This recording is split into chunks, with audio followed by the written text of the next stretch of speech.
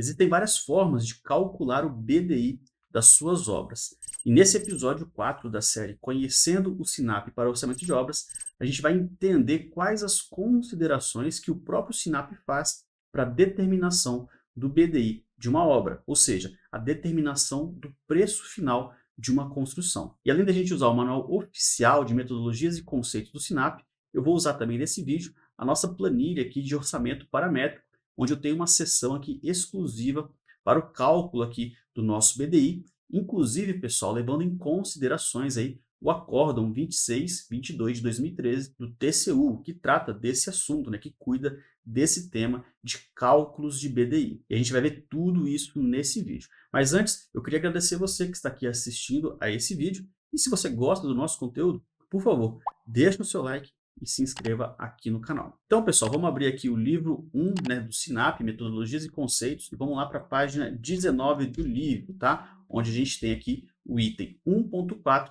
que trata aí das considerações quanto à formação de preços, ou seja, a determinação do valor de venda de uma obra, de uma construção, considerando aí todos os custos de produção e também a incidência aí dos impostos e, claro, do lucro da construtora. E entender, pessoal, essas considerações do próprio SINAP quanto ao BDI é muito importante, pessoal, para quem trabalha com obras, principalmente quem trabalha com obras públicas ou mesmo construções financiadas. Porque veja, quando você vai fazer esse tipo de projeto, né, seja de financiamento ou de obra pública, você deve considerar lá o seu BDI, né, o BDI da sua obra. E se você entende quais são as considerações do próprio SINAP para a determinação de um BDI, eu tenho certeza que você não vai ter problema nenhum quanto à determinação do seu próprio BDI para suas obras. E aqui nesse primeiro parágrafo, pessoal, o próprio SINAP confirma uma coisa que eu falo muito aqui no canal, bato muito nessa tecla. É importante que você, como construtor ou profissional da construção civil, entenda a diferença básica entre custo e preço. E aqui ele fala assim, ó, entender o processo da formação de preço de uma obra e da composição e aplicação do BDI nos orçamentos é necessário compreender a diferença entre custo, despesa e preço, onde o custo é a informação que importa primordialmente ao produtor e compreende o gasto correspondente à produção de determinado bem ou serviço. Ou seja, o custo é aquilo que de fato eu vou gastar para produzir algo. No nosso caso, uma obra. Quanto custa para eu fazer 1 metro quadrado dessa obra? 1 metro quadrado de uma alvenaria? 1 metro quadrado de uma pintura? Isso é o custo. Ou seja, pode ser tanto do valor global da obra final ou de algum serviço específico. E as despesas, pessoal, são relacionadas aí à atividade em si, ao ato de construir em si, né, que envolve questões empresariais. E essas despesas elas podem ser fixas ou variáveis em função do volume de produção.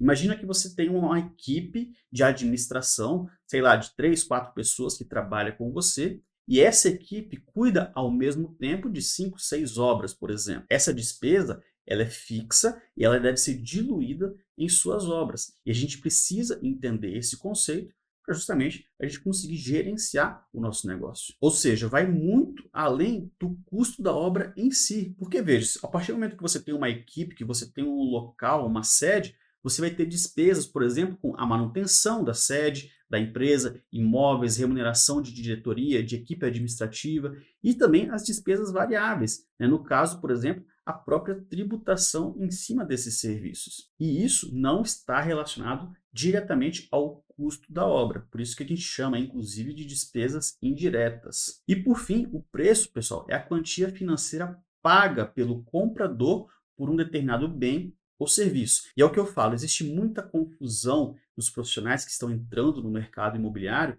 e eu recebo muita pergunta no seguinte sentido: ah, Cleison, onde que eu vou informar o meu lucro na planilha PCI de financiamento? Qual que é o meu BDI? Como que eu vou cobrar isso? Veja, pessoal, você tem que entender o seguinte: quem determina o preço de um bem ou de um serviço é a relação comercial. E essa relação comercial demanda duas pessoas, um contratante e um contratado. E a negociação entre essas duas pessoas é que vai determinar o preço de algum determinado bem ou serviço, ou, por exemplo, a construção de uma obra. Então, independente de financiamento imobiliário, se vai ser financiado ou não, se vai ser uma obra pública ou não, primeiro é determinado um preço. Esse preço Você, como contratado, por exemplo, para fazer o serviço de uma construção, você que vai determinar para o seu contratante. E como que você vai fazer isso? Bom, você conhece os seus custos de produção, você conhece todas as suas despesas relacionadas à sua operação empresarial, você tem todas as suas incidências de impostos e você tem o seu lucro.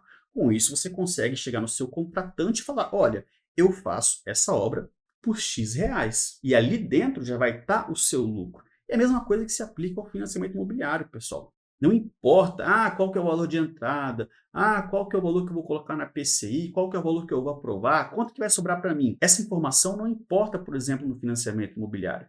O que importa é você aprovar o financiamento. Agora, o seu ganho real é independente do financiamento. Veja, você vai vender uma obra de 300 mil reais. Você vai fazer um serviço, né, de uma obra que custa 300 mil reais. Dentro desses 300 mil reais já está o seu lucro, já está a sua remuneração quanto prestador de serviço dessa construção. Veja que eu estou falando que você vai vender o serviço de construção, você não vai vender um imóvel pronto, você está atuando como construtor, nesse caso específico que eu estou falando.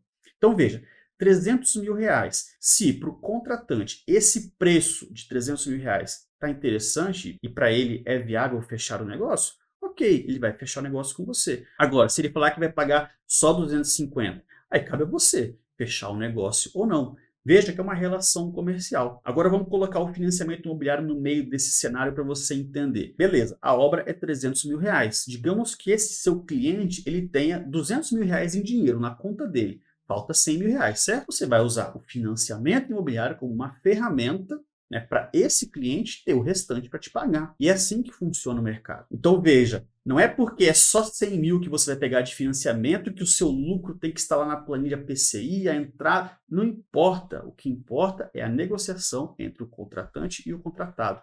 São eles que determinam o preço. Dentro desse preço já vai estar o seu BDI, né? As suas bonificações e despesas indiretas. Então é bem importante que você entenda essas considerações e esses conceitos, ok? Então, olha o que ele fala aqui. A formação do preço de uma obra depende da correta estimativa de custos e despesas e da definição da margem de lucro que se espera auferir ao final do contrato. Então veja, é uma relação comercial, onde você como construtor falou que vende esse serviço por 300 mil e ali já está o seu lucro.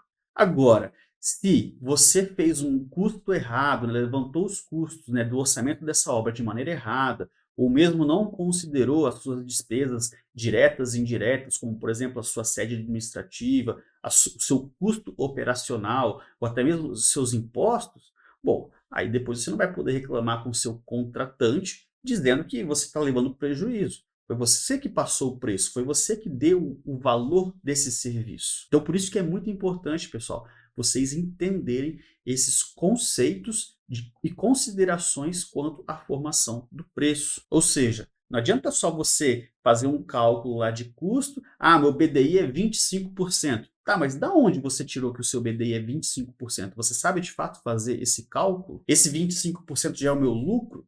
Não, pessoal, o lucro geralmente de uma obra é em torno de 8%, mesmo dentro de um BDI de 25%. Eu vou mostrar para você daqui a pouco na nossa planilha. Inclusive no próprio acordo do TCU, né, do Tribunal de Contas da União, que fiscaliza, né, principalmente essa questão aí de obras públicas, né, porque toda obra pública demanda BDI.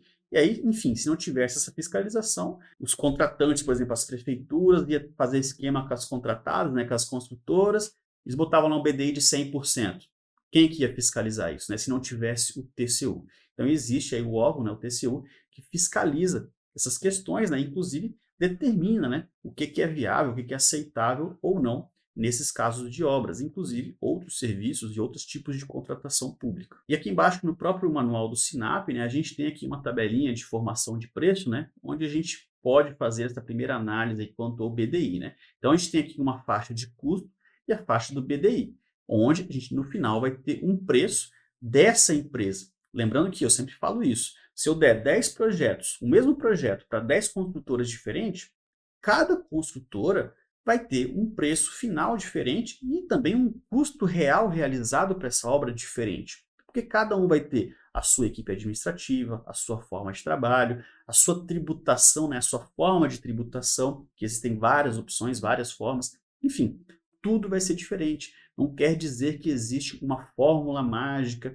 onde a gente consegue fazer um Ctrl+C, Ctrl+V e tudo vai ser igual. Não, pessoal, cada construtora, por exemplo, tem uma forma de negociação com a loja de material de construção, ou às vezes outra compra direto da indústria, tem um preço melhor, mais competitivo.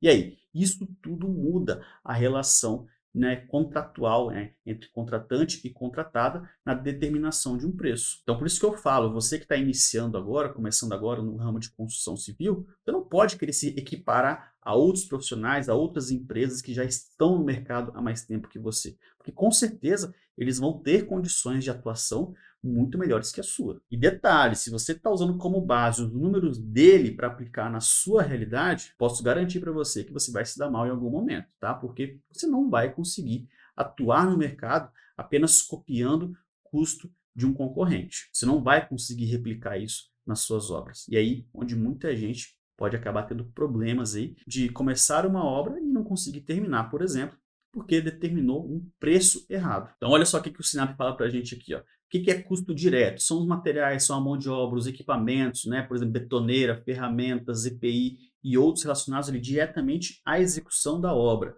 O que são os custos indiretos? Por exemplo, você tem um setor de RH na sua empresa, que cuida da contratação da sua mão de obra, um RH administrativo, que cuida ali do lançamento de notas, compra de materiais, pagamentos. Você tem uma manutenção de canteiro, você tem veículos, né, para fazer transporte de material entre uma obra ou outra, ou pegar no fornecedor e levar para a obra.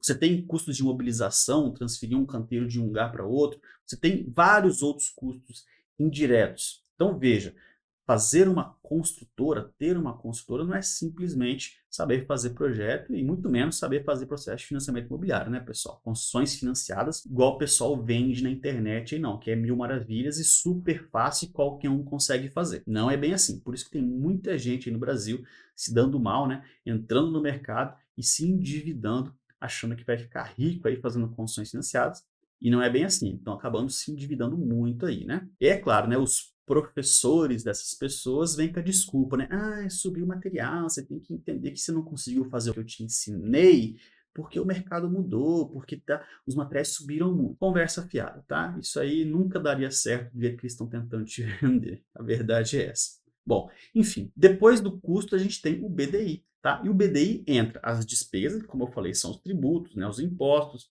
as despesas financeiras. O que são despesas financeiras? O empréstimo.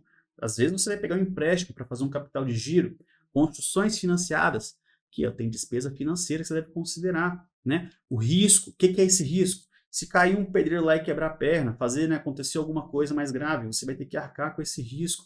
A administração central é uma despesa, né? A sede da sua empresa é uma despesa que deve ser diluída aí na sua obra. Enfim, e por fim, a bonificação, que seria o lucro. Então a gente tem custos da obra e custos da empresa, ok? Da sede.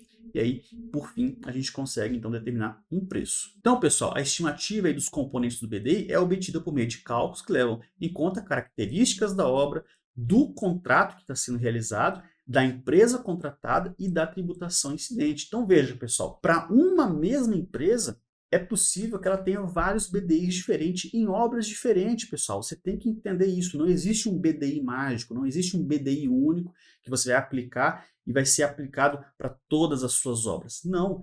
Cada obra tem sua particularidade, cada contrato que você faz tem sua particularidade e isso implica diretamente na mudança da taxa do BDI. Então, o BDI não é simplesmente você aplicar um percentual sobre o seu custo, você tem que conhecer, fazer o cálculo correto desse BDI, que já a gente vai ver no vídeo, tá? Bom, como que a gente faz esse cálculo, então? Aí a gente tem o TCU, pessoal, né? O Tribunal de Contas da União, através do último acórdão que eles publicaram sobre a matéria, que é o acórdão 2622 de 2013. Olha só, pessoal, já tem um bom tempo aí, né, que saiu aí o último acórdão que está válido aí até hoje, quando a gente fala aí, né, de questões de alíquotas para cálculo, né, do BDI. Eu estou com ele aberto aqui, né, o acórdão geralmente é um documento, né, escrito e tal, onde o pessoal lá do TCU vota, faz suas votações e define, né, faz esse acórdão, né?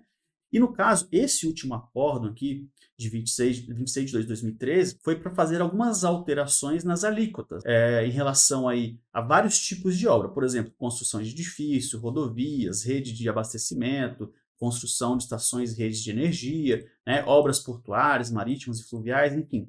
cada categoria de obra tem aqui as faixas de BDI aceitáveis, certo? Que podem ser considerados sem precisar, por exemplo, de uma justificativa. Isso é importante. Não quer dizer, por exemplo, que se eu apresentar um BDI, aqui no caso de construção de edifício, eu apresentar um BDI de 33%, não quer dizer que eu não posso usar, tá? Aqui, a gente, olhando a referência, ele vai estar acima da referência, mas não quer dizer que eu não consiga justificar. Lógico, para eu justificar vai ter que ser muito bem fundamentado, né? Não é só falar, esse é meu BDI e pronto. Vai ter que justificar, principalmente em questões aí de obras públicas, tá? Lógico, o mesmo conceito se aplica também para as construções financiadas, até porque lá na planilha PCI, ela é bem clara, né? BDI máximo aceitável para construtora, 18%. Se você coloca mais que isso, aparece a observação lá, justifique. Não quer dizer que você não possa justificar e colocar um BDI lá de 25%, 24%, por exemplo.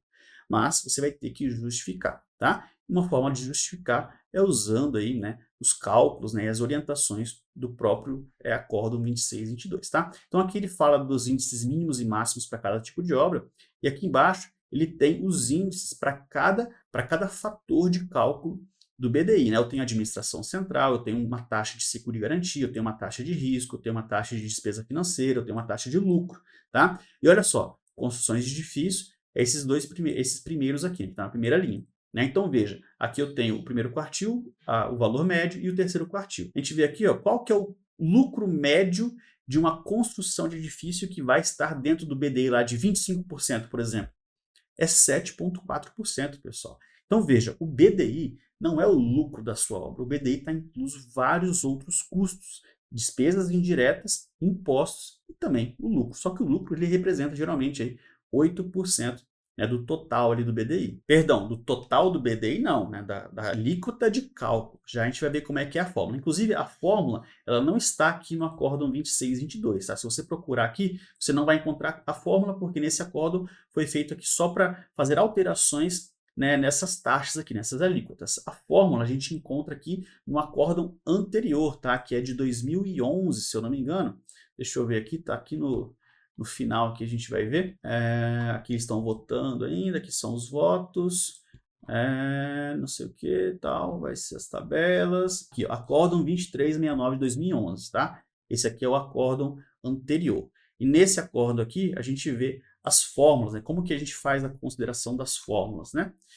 Se a gente vir aqui na página 9, inclusive, a gente vê qual que é a fórmula da própria Caixa Econômica Federal. Porque, veja, o TCU ele consulta, né, empresas, órgãos públicos que têm experiência, né, com obras e tal, e construção e fiscalização desse tipo de negócio. E aqui nesse acórdão de 2011 foi feita uma consulta na Caixa Econômica Federal, tá? Onde ela falou, né, para o TCU o que ela considera na composição do BDI. E aqui tem a fórmula, né? O BDI é igual a essa fórmula aqui, que está, né, descrita aqui embaixo, que é basicamente a somatória das despesas indiretas, exceto os tributos e despesas, a taxa representativa da despesa, a taxa de lucro e a taxa de impostos, né? Colocado aqui nessa fórmula, é feito então o cálculo do BDI. O mais interessante, pessoal, é que a própria Caixa fala aqui, ó, em algum ponto aqui, ó, olha aqui, ó. No entanto, a Caixa estabelece um intervalo de 20% a 40% como admissível para a taxa de BDI de suas obras e determina que valores que extrapolem esses limites sejam devidamente justificados pelos licitantes.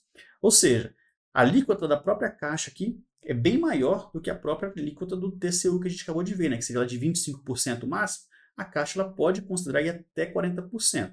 Lógico, desde que devidamente justificado. Então veja que é um tema, pessoal, que a gente pode, assim, trazer vários vídeos e conversar muito aqui no canal e discutir sobre esse tema, tá? Não existe uma verdade absoluta. O BDI é isso aqui e acabou. Vai ser assim para todo mundo. Não, existem formas de calcular. Tá, mas aí como é que a gente calcula isso, mestre? Bom, a fórmula é essa aqui que a gente viu. As taxas, né, as incidências, são aquelas que a gente viu aqui também no acórdão do TCU.